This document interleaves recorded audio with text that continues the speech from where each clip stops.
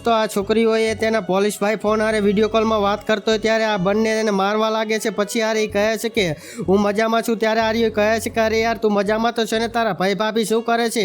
ત્યારે પેલી કહે છે કે ભાઈ ભાભી આર્યા એમ કહેવા જાય, પણ ત્યારે પેલા બંને મારવા લાગે છે। એટલે કહે છે કે તને હેરાન તો નથી કરતા? ત્યારે પેલી કહે છે કે ભાઈ ભાભી જેવું બોલવા જાય ત્યારે આ બંને તરત જ એને જોર જોરથી મારવા લાગે છે અને મોઢે મૂંગો દઈ દે છે। આ બાજુ પોલીસ ભાઈઓએ રાડો પાડવા લાગે છે પણ એનું કંઈ પણ સાંભળતા નથી।